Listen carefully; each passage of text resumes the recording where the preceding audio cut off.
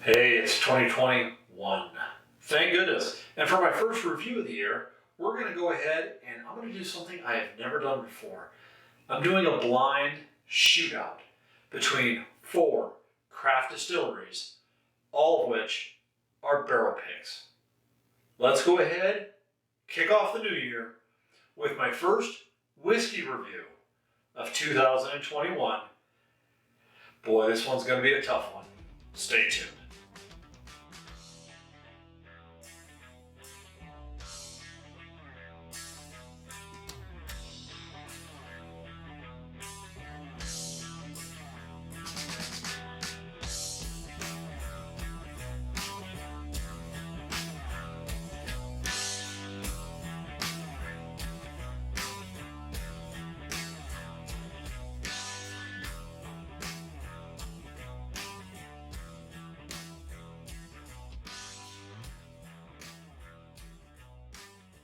Hey, you've tuned into the Rookie Wine and Whiskey Enthusiast channel, YouTube's primary channel for discussing Washington State and Pacific Northwest wines and spirits, but not exclusively.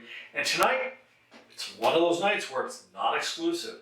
We're going to go ahead and dive into a bourbon shootout between 4 craft distilleries, each one of which is a barrel pick. But before we do that, if you like this content, please go ahead and hit subscribe and hit the like button when you do that. And when you do hit subscribe, a little bell icon is going to pop up. When that bell icon pops up, go ahead and hit it, select all, not personalized, and then that way when I do upload these types of videos, you will be notified. Let's go ahead and jump in. What's a barrel pick? Well, I've collected a few bourbons, and it's mostly in the whiskey community that does this. Not necessarily the Scotch community, but definitely bourbon, rye, and American single malts. And what a barrel pick is a group of guys and gals will get together, and what they'll do is they will pitch their money in, buy a barrel. But before they go ahead and buy that barrel, they're going to want to taste those barrels. Because what a lot of these distilleries do is they'll take their barrels and they'll blend them together, creating one consistent flavor profile that they're looking for, typically. But every once in a while, what they'll do is they will go ahead and set aside a bunch of barrels, and they're going to say, okay, we're going to set these aside for barrel picks. So a group will come in, and I've got 4 different ones here, 2 of which is put together by the Facebook group Whiskey Gallery, one of which is put together by a committee that's been together for a long time called Mythical Barrels, and this one here is done by a local group called the Whiskey Bourbon Hunters. So, anyway, so what they'll do is they'll go ahead and pool their money together, and they'll select 4 or 5 people to go and taste these barrels. Now, Woodinville in particular, because they're local and they're familiar, what they also do, and now this is not this type, this is of course the whiskey group Washington Bourbon Hunters, but they will set aside and do before COVID, they would invite people to come in and taste from 3 barrels. And you get to bottle your own directly out of the barrel. Matter of fact, I've got one here. I call it my Captain Chaos pick. It is, I tasted 3 different rye barrels. This one here came in at 122.02 proof. And basically I got to go ahead, as long as you purchase it, you bottle it, and then you do what you want with it. So I have several Woodinville private picks that I've done personally myself. But this is my first Woodinville pick that was done by a group.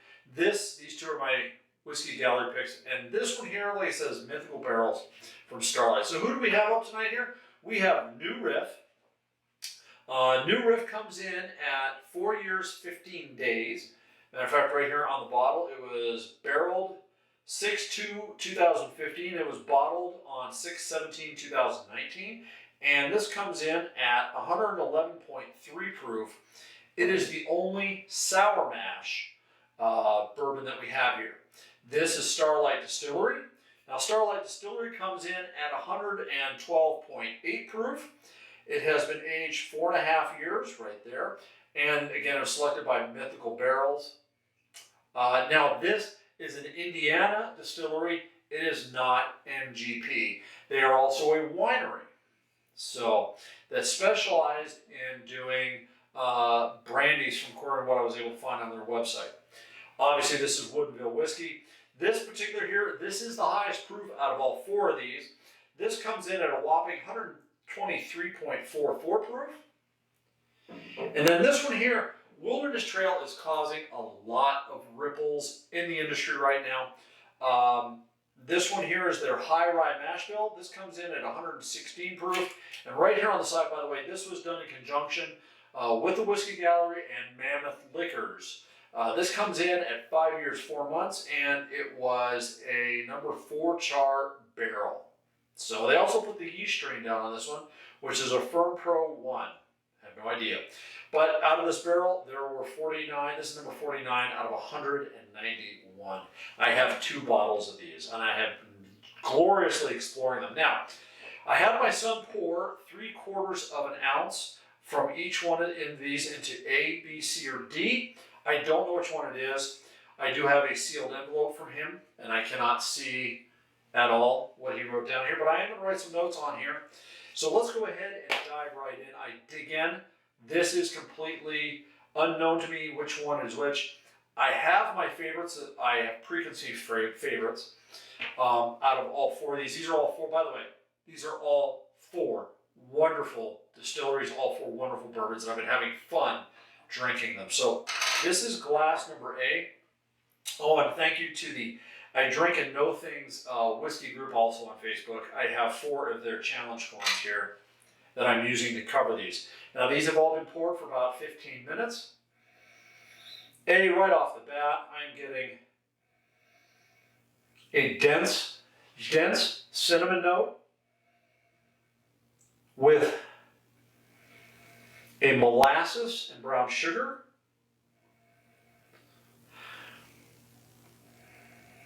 It's not smelling hot at all. There's a slight fruit note, no cherry note in this one.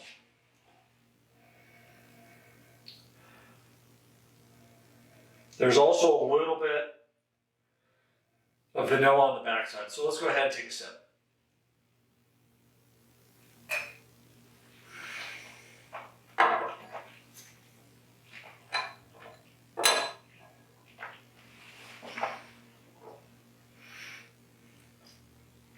All right, I'm getting a dense, there's a minty note on the flavor of this one that I am liking. By the way, like I said, I'm going to write some notes here on the envelope. That way, because it's my first shootout, I really don't know what the hell I'm doing, but I'm getting, so that's why I want to kind of write some of this down. I'm getting a slight minty note. Not menthol mint, but more of a light wintergreen note.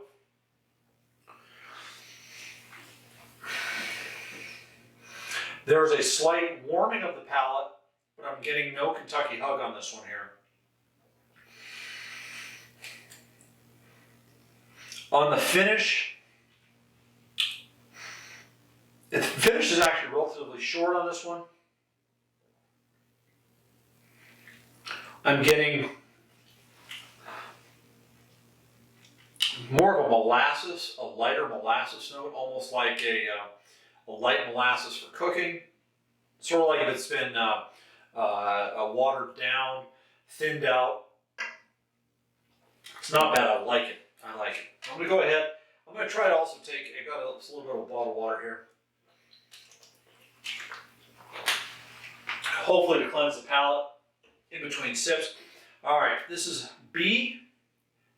Again, another I Drink and Know Things whiskey group. This one is much more caramel forward, more oak,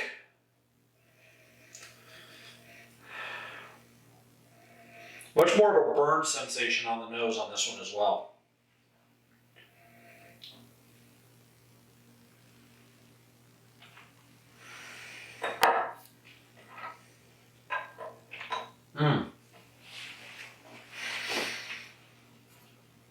This one is very drying on the palate. Very oaky, very wood forward.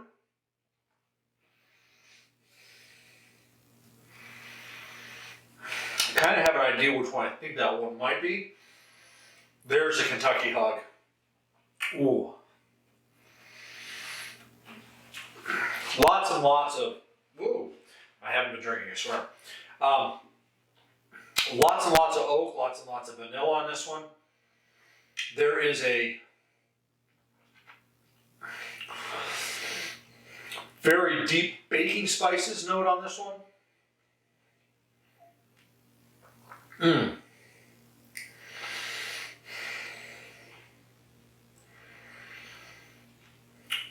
There's a little bit of fruit. It's not cherry.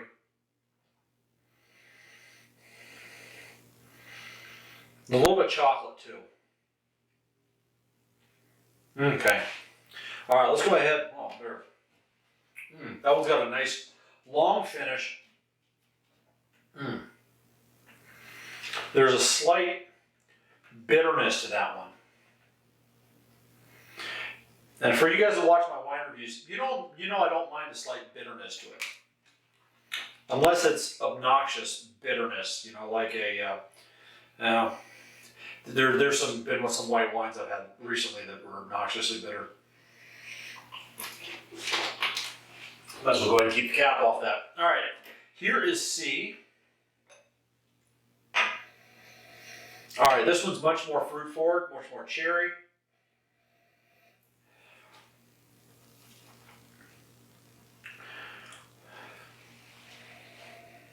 This one's also got a very strong toffee note.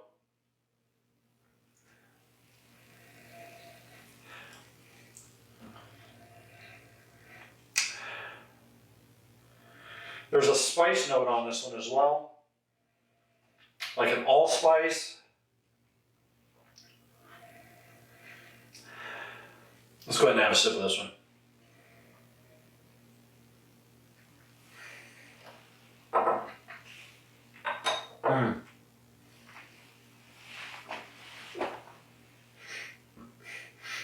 This one here is much more oily. Now I do know 2 of these bourbons are copper pot still. The other 2 I don't know if they are. This makes me think that one of them, because of how oily and how thick it is, that it's copper pot still. Boy, this one's got a very mouth-coating, just brown sugar. The length of the brown sugar is amazing. The cherry note is very prominent on this one here.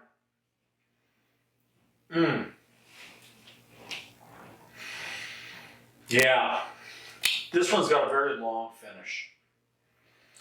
Lots of brown sugar on the finish. There's no bitter note. There's almost a little bit of a floral note to this one too. Okay, so let's go ahead. Take one more sip of water here.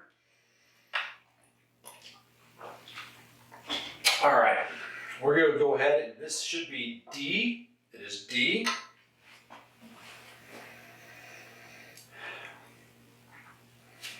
Okay, this one has a very herbal tea note to it. Brown sugar again. Deep brown sugar, almost caramel.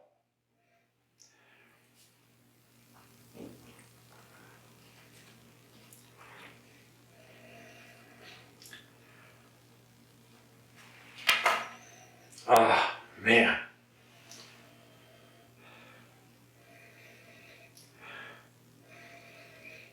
There's almost a pepper note on this as well.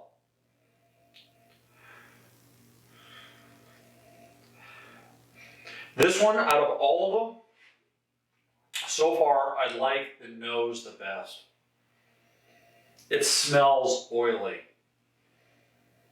It smells thick. One thing I didn't do is I didn't take a look at the color on this one here. By the way, at age 4 years, almost all of them are at 4 years. Colors are very similar, there's slight differences in hue.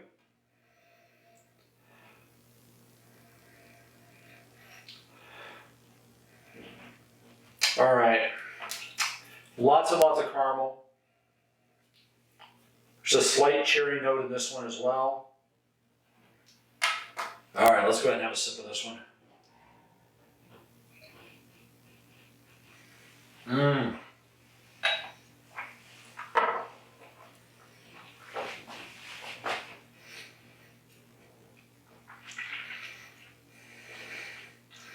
That one, again, mouth coating.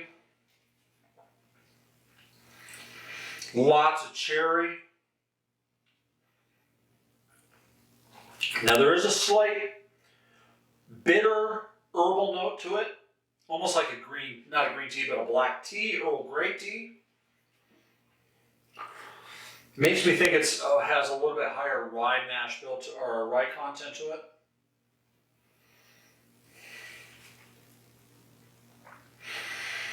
But it is very coating. It is very good. So I think what we're going to do now, I'm going to go ahead and have another sip of the water. I'm going to go ahead and take the challenge coins off of this. We're going to let them sit for 15 minutes. And we're going to come back and revisit them again. If for you, it'll be a second.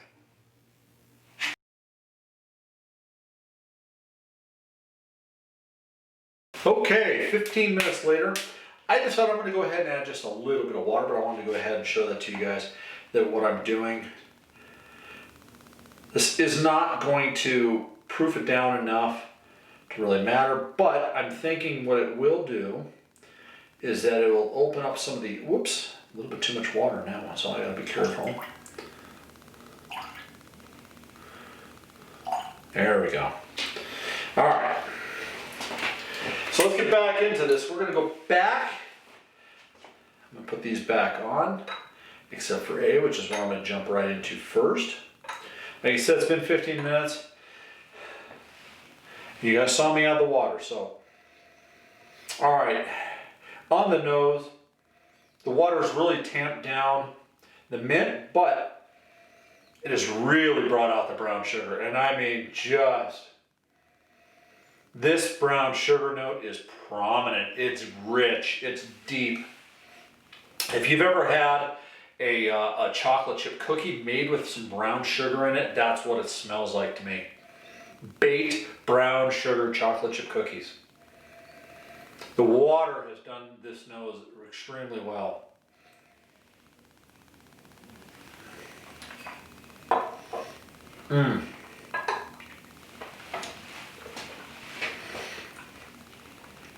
This one here, the mint finish, or the mint does come out still on the palate, but not on the nose. It has done nothing to increase the length of the finish though. This is still a very brown sugar. There's a little bit more of a cherry note on this one.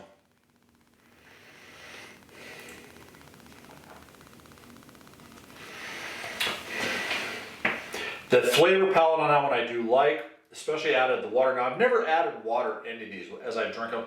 Normally when I drink a barrel proof bourbon, I'm drinking it neat, unless it's a little warm outside. And then if I know it's a hot bourbon, I'll put it with an ice cube. But normally I don't even add water to it. Yeah, the finish on that one is still relatively short. Okay, let's go back to B here.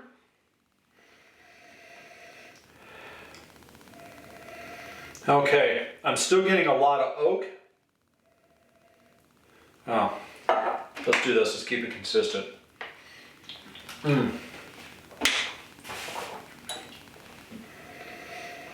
Okay, I'm still getting a lot of oak.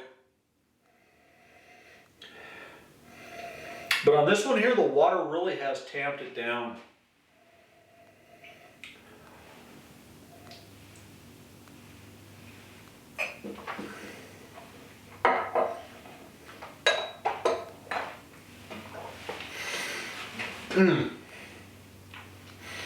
Still very drying on this one. Well, still lots of oak, lots of vanilla.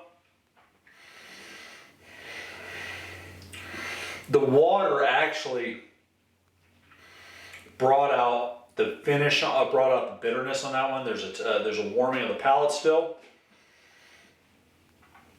But no Kentucky hug on this one at all. I don't like what the water did to B. It really has, it had a long finish before. It's shortened that finish quite extensively.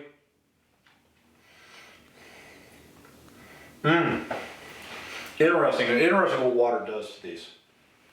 So now we're going to go ahead and move to C.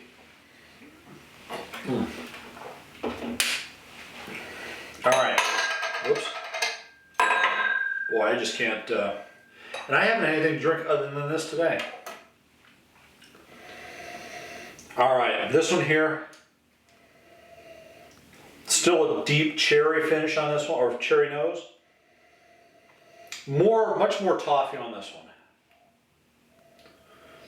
So it looks like the water has really brought forward some of the oils in it.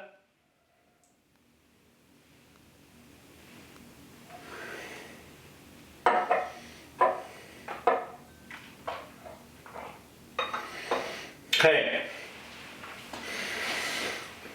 The water has brought forward a lot more of the oak this time. There's a not as much as B, but C now has a drying effect on my palate, on my teeth.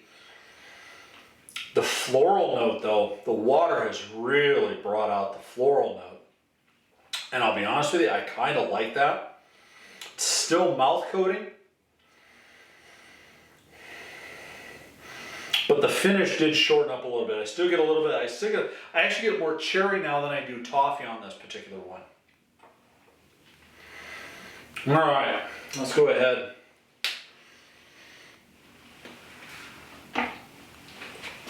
And D. What do we got here? Okay, the water on this one here, much more caramel. Ooh, caught a hint of something there. This one's savory. Almost like, God, I hate to use the word because it's not, but it's reminding me of an umami type of nose, type of smell. Very savory nose. Salted caramel almost like.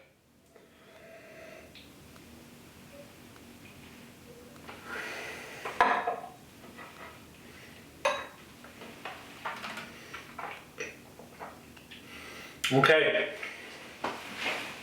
Third one in a row. Oh, wow. The water, first of all, the water for this one, and this one has brought out the oak. And brought out the oak tannins, the oak bitterness.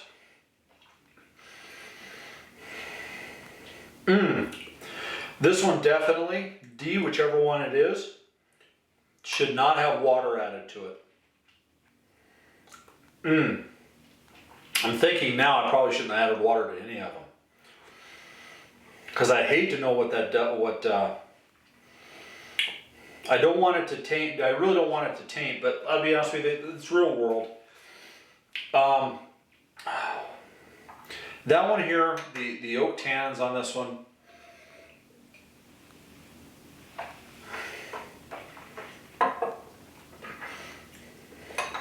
the herbal notes are much more forward now.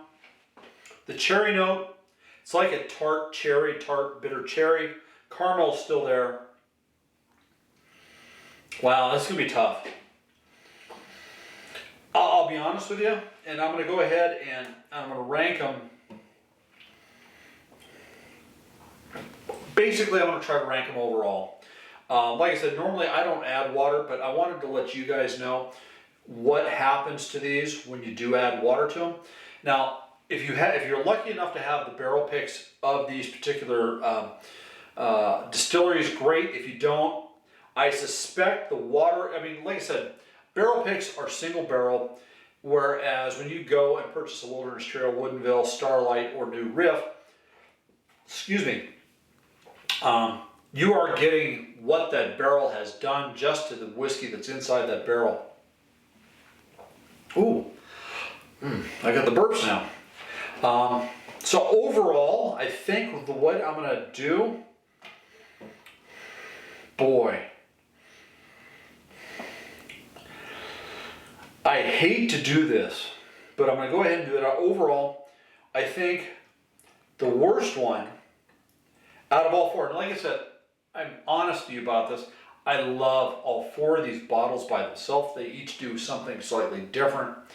I think number 4 is going to be B. Just because, even though it had that long Kentucky hug, it was just a little bit too much oak on the a little bit too much oak bitterness for me on the front of that. I think number 3 is A. And the reason being on that one there is the shorter finish on that one. So that leaves C and D. And boy, I'm getting goosebumps thinking about how I'm gonna do this one here. There's something about an herbal note that I absolutely love, but what the water did to it was really off-putting, and I'm wondering, and I don't know if I've had this particular one. Now, I haven't had any of these particular offerings, by the way, yet.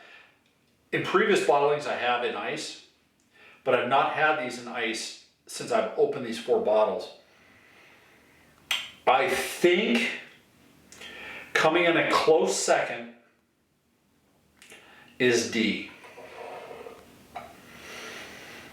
Boy, I don't know, boy. That leaves C as my number 1 pick. And I'll tell you why. It has that long floral finish on the end of it. The water did shorten it up just a hair, but it has that prominent cherry toffee note. So let's go ahead and open this up. Let's see what my son has poured for me. All right, A. Let's see, B here, which is shocking, and I'll be honest with you, because I love the distillery. B is Woodinville. That is the worst one of the bunch. Wow. And worst is relative with comparison. I still love this bottle, and I love what we picked. Number 3 is A. A is Wilderness Trail. D is Starlight. Wow, I did not think that was going to happen. But number 1 out of all these picks is New Riff. That is amazing. Let me just make sure of that. Yeah. C is New Riff. That's the way my son put it out together. Wilderness Trail is A, Woodinville is B, New Riff is C, D is Starlight. But anyways, folks, thank you very much for tuning in.